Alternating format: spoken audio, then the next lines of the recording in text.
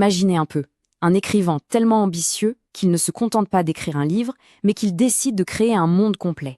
Un monde avec des milliers de personnages, si réels qu'on a l'impression qu'ils pourraient sortir des pages. 2209. C'est un chiffre assez énorme, non? Eh bien, c'est le nombre de personnages que Balzac a inventés et fait revenir dans ses livres. C'est une population plus grande que celle de beaucoup de villes à son époque. Et puis à ce chiffre, 86. Ça, c'est le nombre de romans et de nouvelles qu'il a réussi à terminer pour construire son œuvre monumentale. Et tout ça, cet exploit littéraire absolument colossal, cette fresque immense de la société, eh bien c'est l'œuvre d'un seul et unique homme. Alors, la question qu'on se pose, c'est comment est-ce possible? Comment un seul homme a-t-il pu construire un univers pareil? Allez, on va explorer ensemble l'histoire d'Honoré de Balzac et de sa création monumentale, la Comédie humaine.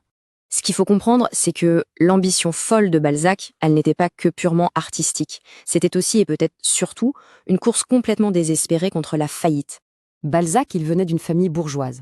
Il rêvait de gloire, de luxe, mais on va dire que la gestion de l'argent, c'était pas vraiment son truc. En fait, c'était même un désastre total en affaires. Parce qu'avant d'être le grand romancier qu'on connaît, il a tout essayé, et il a enchaîné les fiascos commerciaux. Il s'est lancé comme éditeur, puis imprimeur, et même fondeur de caractère. À chaque fois, c'est la même histoire, un échec cuisant qui le plonge encore plus profond dans les dettes. Du coup, l'écriture, c'est devenu sa seule porte de sortie. C'était le seul moyen de rembourser ses créanciers et en même temps de financer son train de vie. Et c'est cette pression, cette urgence constante qui va devenir le moteur de l'une des carrières les plus incroyablement prolifiques de toute l'histoire littéraire. Alors, pour tenir ses délais et bâtir son monde, Balzac va adopter un rythme de travail, quasi surhumain. Il pouvait écrire jusqu'à 17 heures, parfois même 20 heures par jour. Il s'enfermait littéralement pendant des semaines, des mois entiers, juste pour écrire. Son secret pour tenir ce rythme de fou? Son arme secrète, c'était, selon ses propres mots, des torrents de café. On l'imagine, vêtu de sa fameuse robe de moine blanche, enchaînant les tasses de café noir pour alimenter ses marathons d'écriture. Voilà sa mission. Ce n'est pas juste une jolie phrase, hein. Il voulait vraiment créer des personnages si vivants, si complexes, qu'on aurait presque pu les inscrire sur les registres de la mairie. C'est ça, son ambition démesurée. Et c'est dans son cabinet de travail, comme celui-ci, qu'il a donné vie à ce monde. Mais attention, il n'écrivait pas juste des histoires. Non, il se comportait en véritable sociologue, en historien. Il documentait avec une précision quasi scientifique la société de son époque. Et le résultat de tout ce travail acharné et presque obsessionnel, ce n'est pas juste une simple collection de romans. Non, c'est bien plus que ça. C'est un univers littéraire à part entière, totalement interconnecté. Et pour organiser cette œuvre gigantesque, il a tout pensé. Il l'a divisée en 3 grands piliers.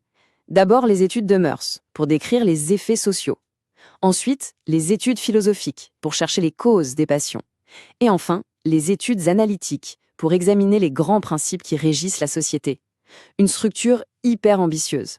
Son objectif, c'était vraiment de tout saisir. D'un côté, l'individu. Il voulait explorer chaque type humain imaginable. Le jeune loup aux dents longues, l'avare, le parent qui se sacrifie.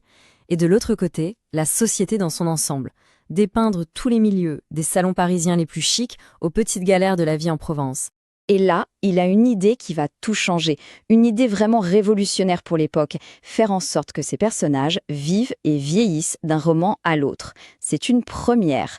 Un personnage principal dans une histoire, comme le célèbre Rastignac, pouvait très bien réapparaître des années plus tard comme personnage secondaire dans un autre roman.